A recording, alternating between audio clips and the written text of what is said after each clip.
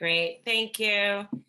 Hi, everybody. Welcome. Welcome. My name is Melissa C. I'm a recovered compulsive overeater. I live in New York. And welcome to all the people that are here tonight in Recovery Jam. So, we're going to jump into a pretty important chapter. We're going to discuss we agnostics. And actually, we'll probably get through about half of it because it's a pretty rich and meaty chapter here, and I don't want to rush through anything. I just give like a little quick background, just really fast on me, and what brings me here is I am a food addict. I am an absolute food junkie. I am addicted. I have been addicted to food. I've been addicted to certain types of eating, and I've been addicted to weight loss schemes and diets and fix it strategies. And at the height of my, disease, I was over 300 pounds. I have broke my foot trying to exercise at food off my body. So I have behaved inappropriately that way as well. And I was owned. I feel like I was just owned by food. Food was everything. It was my master. It owned me. It called the shots. It made me behave, or it kept me behaving in ways that seemed to be against my own will, against what I wanted to do. I found myself not just eating in certain ways, but behaving in certain ways. And I couldn't think myself out of it. I couldn't take all the information I had, all the help that was being offered to me. I couldn't apply it consistently to keep the weight off. I could lose weight and do it for a period of time, but I always succumbed to the desire over and over and over and over again. And yet here I am today, right? I've been recovered. It's 8.5 years. I've lost over 160 pounds. Food is not my master anymore. I hardly think about it. I just eat my three weighed and measured meals a day, and it's really quiet. Um, and that is a miracle. That is an absolute miracle. And so that's the good news that that I always want to shout. Like, that's what I hope the message is here, that there is a God who cares enough about each and every one of us to actually free us from bondage, right? So let's jump into we agnostics, because this is the chapter that's really going to explain you know perhaps what our stumbling blocks might be, and further give us information about the solution. So first of all, let's define what an agnostic is, because it has a definition, right?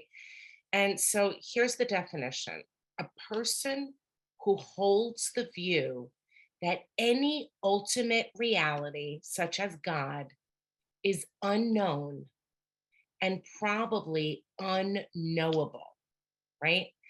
Um, and broadly, another way is one who is not committed to believing in either the existence or the non existence of God. So it's someone who can't commit, who can't say 100% there is a God, right? Um, an agnostic is also a person who's unwilling to commit to an opinion altogether about something. And what I think is pretty incredible about that definition is that what it says is that if you're an agnostic, you not only believe that you don't know that there's a God, but that you believe that nobody can completely know that there's a God. And so this chapter is written for people who think that they cannot know for sure the ultimate reality of God. And it's written for people who also believe that nobody can ultimately know that there's a God. And so, and that believing that God is unknowable. Like, that's what it means to be an agnostic. And this chapter is written for people who believe that we can't know God, right? That you can't know for sure. Um, and it's also written for people who can't seem to commit to an opinion. not unable to have an opinion, by the way, that's not what it says, but unable to commit to an opinion. And boy, do I get that because I have had opinions, I think, since the time I came out of the womb, right? I've always had opinions. I couldn't even commit to them now. I couldn't have integrity to stand by my very own opinions, to stay committed to the things that I believed. So I think that about this, right? And I know that this agnostic temperament is not something to celebrate and cling to. And I don't think that we can remain agnostic and recover. And I know that might fly in the face of some things that you might hear that in in 12-step rooms you don't have to believe, right? Well, that's true initially, but we don't want to cling to disbelief. We don't want to cling to an agnostic temperament. In fact, this chapter is written before the directions because the hope is that you're going to lose that agnostic temperament so that you can follow through with the directions. And I think that's why it's specifically placed where it is in the text. It's placed after there's a solution, which tells us that it's going to be spiritual. And it's placed after more about alcoholism, which tells us that every other human solution is going to be a failure. And so then it's specifically placed, okay, so if you know that you're going to need to believe because nothing else is working for you, but you're not sure that you can, well, here you go. Here's your chapter. Let's get to it so that you can further take direction, right? And so the reason I say that we can't remain agnostic and recover is that just look at what it says and there's a solution, which came before this. On page 25, there's a solution says, the great fact is just this and nothing less, that we have had deep and effective spiritual experiences, which have revolutionized our whole attitude toward life, towards our fellows, and towards God's universe. The central fact of our lives today is the absolute certainty that our Creator has entered into our hearts and lives in a way which is indeed miraculous. So, if that's what the solution is, to be absolutely certain that there's a God that enters your heart and changes you, you can't really remain with the position that nobody can know for sure. Because we just said it's the absolute certainty, right? So if it's the central fact that we're certain of this, that doesn't really sound agnostic after all. And so then let's look at the way the preceding chapter ends and then how this chapter opens up. And more about alcoholism, the chapter that comes right before, page 43, the bottom two sentences say, except in a few rare cases, neither he nor any other human being can provide such a defense. His defense must come from a higher power. So basically, I have no other choice but to believe in a higher power, or I can suffer with the disease. That's really what it's telling me. In We Agnostic, page 44, the first paragraph, it says, in the preceding chapters, you have learned something of alcoholism. We hope we have made clear that distinction between the alcoholic and the non alcoholic. If, when you honestly want to, you find you cannot quit entirely, or if when drinking you have little control over the amount you take, you are probably alcoholic. This is how we can diagnose ourselves. You can't quit and you can't moderate. That's the diagnosis. So it doesn't matter how much you weigh or how little you weigh. That's the diagnosis. You can't quit and you can't moderate. And if that be the case, You may be suffering from an illness which only a spiritual experience will conquer. That's it. So if you can't quit and you can't moderate, then being agnostic is going to be something you must be willing to let go of. In our fellowship, it's not a badge of honor. We can't expect to have a miraculous intervention, which is the only thing that can relieve us, is a miraculous intervention, an act of providence. That's what step one tells us. Then not, and you can't have the miracle and not believe in the possibility and even the probability of a miraculous power that will give you the miracle, right? It doesn't make sense to say, I can't believe in a power that can grant miracles. Oh, but by the way, can I have a miracle, please? Like, where is it coming from, right? Where is it coming from? It's got to come from something bigger. And so I think it's very interesting how the words are chosen here. In it, we agnostic, it says, to one who feels he is an atheist or an agnostic, such an experience seems impossible, but to continue as he is means disaster, especially if he's an alcoholic of the hopeless variety. So notice it says that if you feel like you're an atheist or agnostic, it's as though they already know that you're not really an atheist or an agnostic. Merely, it's just that you feel this way. Just like, I'll tell you, just like I felt hungry, right? Just like I felt unimportant, or I felt hurt, or I felt cheated. None of it was actual hunger. None of it was actual rejection. None of it was actual cheated. We're people who can't rely on our feelings for direction, right? Doesn't mean that I can't feel my feeling. Oh, I can feel them all I want, but my feelings are inaccurate data, you know? So I felt like I was an atheist. I felt like I was agnostic, but I wasn't really. And we're going to come back to this idea that we just feel it, but we're not really. It goes on to say then to be doomed to an alcoholic death or to live on a spiritual basis are not always easy alternatives to faith.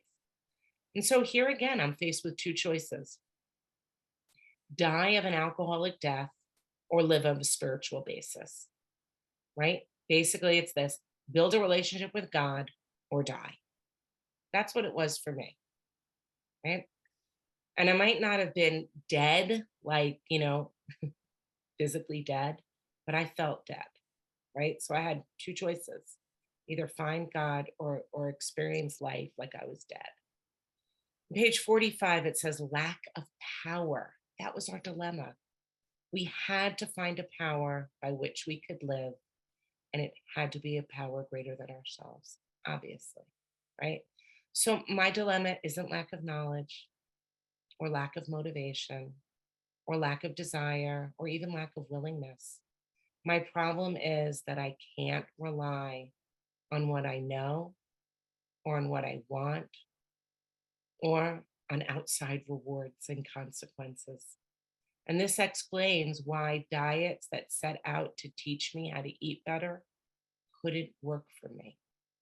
It also explains why I could put the sugar down, but I couldn't keep it down. I could want this more than anything and still not have the power to do what I wanted, right? And I think that's the way most of us wind up here, is that we want this more than anything, and yet we can't do it, right? But where and how are we to find this power, right? Where and how are we to find this? All right. Well, it says, page 45. Well, that's exactly what this book is about. Its main object is to enable you to find a power greater than yourself, which will solve your problem. So the entire book, right, is going to help you get power, get a relationship with power. And if you look at the word enable, right? Enable, what does it mean? To provide with the means or opportunity Sometimes it's a training that enables people to earn a living, right? It's something that you do that helps you better able to do something else, to make it possible, practical, or easy. So this book is specifically written so that we can have an opportunity to find God. And its intention is to make this possible, practical, and easy, right? That we get a book that gives us directions for finding God, for cultivating a relationship with God. And we're lucky because it's 12 steps, right? 12 steps to finding God, to making a relationship with God. It's a recipe for a miracle that only involves 12 steps. Page 45, it says, "We've written a book which we believe to be spiritual as well as moral." And it means, of course, that we're going to talk about God. So I think this is important information for us. What do we talk about? We talk about God. That's what it says here. We talk about God. And our meetings should talk about God, right? God as we understand them, God as we understand Him, right? God of our own understanding. And our meetings should also help us cultivate a relationship with God. They should be making God the hero of the story and telling us how we're going to get this relationship with God. And if we're going to look for humans to help us, we want to make sure that they're helping us find God. That's what it's about, enabling us to find a relationship with God. Page 45, it says, "Here difficulty arises with agnostics. We feel hope when we find people who understand our problems. We feel hope when we have fellowship, right? And that's the purpose of fellowship. Fellowship is designed to give us hope. But when God is mentioned, we don't feel quite so hopeful." That's what it says. Like people are like, yikes, right? We have honest doubt and prejudices, meaning we're not being difficult or stubborn and we're not hiding this fact. We're being honest about our difficulties and our prejudices. And doubts and prejudices, right? Well, here's doubt or prejudice. One, the word God brought up a particular idea of Him with which someone had tried to impress during our childhood. So someone tried to force us to believe rather than perhaps demonstrated the benefits of believing. And that might have been your experience, that maybe it was like crammed down your throat, right? But you didn't get to actually witness the beauty of living with belief. And two, this particular conception seemed inadequate. So inadequate, not capable. So the God that you were presented with isn't able to help you with your food problem. The God that you were shown wasn't one that helped you put the food down or keep it down. And three, thought that faith and dependence upon a power beyond ourselves was somewhat weak and even cowardly, meaning that we felt smugly superior to religious and God dependent people. And feeling superior, what that really is it's lacking humility, right? It's thinking you're better than others. Or four, we looked upon this world of warring individuals, warring theological systems. So even religions can't get along, right? People would say, well, even religions can't get along. And the people that follow the theological systems and the actual systems themselves, so that we have prejudices against those things. Five, another prejudice is inexplicable calamity. We look at those things with deep skepticism. So calamities that we can't explain, all the tragedies of the world, losses, murder, natural disasters. A prejudice you might have is, how could there be a God that I can rely on when there's so much loss and sadness in the world? Or more specifically, in my own life, right? Most of us are really more like, how can I believe in God when look what happened to me in my life? or 6, we looked askance at many individuals who claim to be godly. Askance as we looked at them with disapproval or distrust. So, a prejudice I might have is I can't trust the people who claim to be so godly and religious, right? And that might be a prejudice that I have. 7, how could a supreme being have anything to do with it all? And who could comprehend a supreme being anyhow? So, a prejudice you might have is you can't rely on something that you can't understand. You don't understand how there could be a God that did all this. So, therefore, I won't believe in it because I don't understand it. Therefore, I won't believe in it. And yet, none of these factors in when we experience the awe and wonder of the natural world. Like all those other prejudices, right? For example, if you see a starlit night, for many of us, nature is one entry point. It's one way that we can kind of say, you know what, you're right. None of the other things make sense, but wow, look at that sunrise, right? Or wow, look at the stars. Or my goodness, the ocean, right? It's a beautiful entry point for many of us. And so here it goes on to say, here's some good news. We of agnostic temperament have had these thoughts and experiences. Let us make haste to reassure you that we found that as soon as we were able to lay aside prejudices and express even a willingness to believe in a power greater than ourselves, we commenced to get results, even though it was impossible for any of us to fully define or comprehend that power, which is God. So, to me, this is incredibly comforting if you're a doubter, if you're an agnostic. It says we have had, not that we still have. We have had these thoughts, these ideas. And so, how did they get over it? What did all the people who came to have a profound spiritual experience do in order to get over this agnosticism? How did they do it? They laid aside their prejudices, right? They just pushed them to the side. They picked them up, they kind of put them over here to the side. They did not say, I will not believe. I refuse to believe, right? In fact, they said, maybe, maybe. They made themselves open minded. And maybe is enough to take action. Maybe is exactly a great starting point for us. I can get results from something I don't understand, right? Just look at the results I get from my cell phone, right? Look at the results I get from my car, from this laptop, from electricity. I don't require understanding in order to rely on any of these power sources. And that willingness to believe is all that's required to make a start.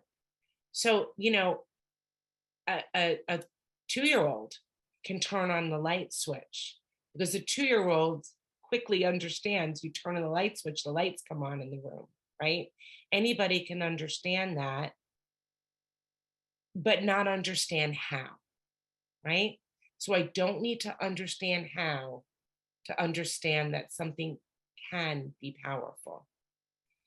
And it's enough to make a start, right? It's enough to just turn on the switch. And the other comforting statements here is we did not need to consider another's conception of God. And our own conception, however inadequate, was sufficient to make the approach and to effect a contact with him. So if your sponsor or a fellow speaks about a conception of God that does not align with your belief system, you don't have to consider it. You don't have to take anyone else's conception of God. I cannot give someone my conception and tell them that they must believe what I believe, right? I've had many sponsees. None of them are required to believe the way that I believe. They can have their own belief. And the other helpful thing here is that, even my uncertainty and forming conception is enough to start, right? So I can have uncertainty and I can have this forming conception, this beginning idea, and that's enough for anybody to start. And can you just think for a minute, like how incredible that is? Think about how incredible it is that you can have access to something right as soon as you want it, as soon as you're willing to lay aside your closed mindedness and seek it. And I think, like, we have a God who is so eager to help us that he will make contact. That's what we're told. He will make contact. As soon as we admitted the possible existence of a creative intelligence, of a spirit of the universe underlying the totality of things, we begin to be possessed of a new sense of power and direction, provided we took other simple steps. We found that God does not make too hard terms with those who seek him. To us, the realm of the spirit is broad, roomy, all inclusive, never exclusive or forbidding to those who earnestly seek. It is open, we believe, to all men. So God is right there making contact with us humans. We're flawed, we're selfish, we're fearful, right? We're addicts. This part is before we've even done an inventory, before we've made one amend. We come here full of human failures, full of like all my messy humanness, right? And the only thing that's required is a desire to have a relationship. God wants to have a relationship with us. I've seen it in my own life, and I've seen it in the lives of others. I've been witness to it. Once we start seeking and start taking simple steps, we began to get assistance. We get help. And what does this look like? Simple steps suggested by people who have cultivated their own relationship and who are offering their guidance, right? That's what it is. So when you have a sponsor or a fellow who has had a spiritual experience, who has a relationship with God, who tells you with absolute certainty that God has entered into their hearts and lives in a way which is indeed miraculous, and they offer you guidance, right? Those simple steps you take are following the guidance, right? And so there is an important qualification for seeking. What does it mean to seek? It's on page 47. Here it is. Do not let any prejudice you may have against spiritual terms deter you from honestly asking yourself what they mean to you. At the start, this was all we needed to commence spiritual growth, to affect our first conscious relation with God as we understood him. So, to have your first conscious contact, think about conscious means aware, awake, alert. To have your first aware contact, it's important that you put your prejudices aside and ask what each of the spiritual terms mean to you. Okay, so what are the spiritual terms? When they say that, what do they mean by spiritual terms? Does it mean like all religious terms? Well, I would say, because we're studying this book as our way of enabling us to find a power, I'm going to say that any word that this book uses to describe God or uses in place of the word God is a spiritual term. And we're going to ask ourselves, what does each of those mean to you? We're going to explore What do those spiritual terms mean to you? And in this chapter, there are many spiritual terms. I'll just throw a few of them out: higher power, supreme being, creative intelligence, spirit of the universe, realm of the spirit. Those are just some to name a few, right? And so it is a worthwhile endeavor to find all the spiritual terms, to go through this chapter, go through the book, try to find the spiritual terms, and really ask yourself, what does that term mean to me? What does that help me think about? How does that help me envision God? And I think that's a really great way to start. That is a place that we can begin. And I want to talk about the word conception because I think that I believe that sometimes there's a misinterpretation about the word conception. A conception, the word conception is used, that why don't you form your own conception? And it doesn't say concept. And there's a difference between why don't you form your own concept and why don't you form your own conception? And conception means a beginning, and concept means an idea, right? So I can make a beginning, I can form my own beginning exactly where I am. And I think it's different than forming your own concept, because forming your own concept means that you can make up God. You can just make it up, right? So you can just make up whatever it is. And I want to be careful because I don't want to I never want to alienate anybody. I want to really my aim is to really invite as many people and as many perspectives in, because I think that's the best way that we can all get enabled to find and create conscious contact. But I have to tell you, when I first was going through the steps and I was struggling at one point, I really understood step one. And step one rammed into me that there is something very wrong with my thinking, that my brain is not working correctly.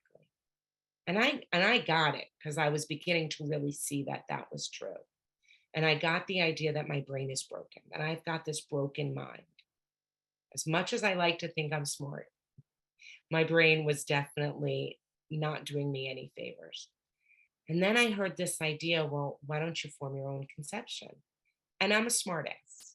And so I thought, well, wait a second. Now you're telling me with my broken head, with my broken brain, I should just make up a God. And that makes no sense. And I was like, that makes no sense to me. And what happened for me at that moment when I was actually having that thought and kind of like chewing on it a lot and discussing it a lot. I was going to think about this a lot. I heard this voice come in my head, and I've shared this before, and the voice sounded like my dad's. And what I heard was, don't be so smart. You want to get better or not? Like, don't smart your way, basically. And that was exactly how my dad would have spoken to me. My dad is gone, he's deceased. I know it wasn't really my father, but I believe that God is so creative. He knows just how to reach me. And he knew the voice that would get my attention. And now, on further reflection, I think I was a little bit right. I did not think I was capable of making God up, but I could make a conception right where I was. I can start right where I was, whatever it was, any spiritual term. You know, um, no, I don't think I can just make up God. I think if I could make it up, then I might think I'm it, right? Then I might start thinking I'm it. But I'm certainly open to hearing lots of other people's conceptions and lots of the other people's understandings, and invite myself to reflect on the spiritual terms, right? And so we're brought to this point. Do I now believe, or am I even willing to believe that there is a power greater than myself. And as soon as a man can say that he does believe or is willing to believe, we emphatically assure him that he is on his way. And it has been repeatedly proven among us that upon this simple cornerstone, a wonderfully effective spiritual structure can be built. So I get this opportunity to be on my way, right? To be set on this path where I'm going to start finding out and cultivating this relationship with God by just beginning, by saying, you know what, I'm willing to believe. And, you know, what makes us willing really to believe is, I would say, it's the ingredients for all willingness. Willingness is, for me, it's like 100 parts desperation, 100 parts failure, and just a little sprinkling of hope. That was really it. And so, what helped make me willing to believe that there was a higher power was I had lived my life um, being under the direction of my lowest weakness, right? The opposite of my high power. My lowest weakness, when that was in the driver's seat, that was jealousy, anger, greed, resentment, and like an unyielding appetite, this never ending hunger for more. When that was my God, when I was living with that lowest weakness, I was over 300 pounds, right? And I couldn't stop eating, and my blood pressure was dangerously high. And I thought I was going to die, and I didn't know that I even cared. That's what it was like. And then, so I had the desperation because I just, living that way was hell. It was torture. It was torture. And then the next part is that little sprinkling of hope. I began to hear people say that they had recovered. And I began to see people who had clearly recovered.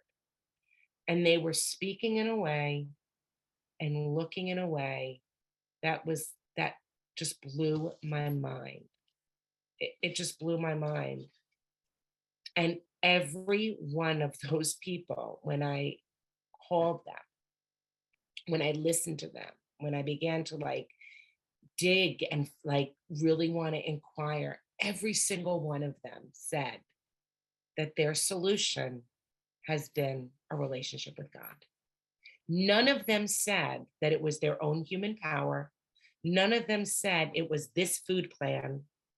None of them said it was this meeting or that meeting or any meeting. None of them said it was their sponsor, right? Every single one of them had said that it was a relationship with God that enabled them to live that way. And so that's why I say that the most important message that we can give people, the most hopeful message that we can give people is to speak of God, that there is a God, that there is a God who cares and that performs miracles, because people will let us down, right? Sponsors will let us down, meetings will let us down, right? Food plans might need to change based on your age and your health conditions, right? All those things, while those are all wonderful resources, none of them are God, right? The only solution, step one tells me, nothing but an act of providence, nothing but a miraculous intervention, right, can help me. And so the most powerful message that we can give other people is that there is a God and that we have a plan which will enable you to make contact. So I'm going to stop at We Agnostics here, and then we'll pick up on it the next time, page 48.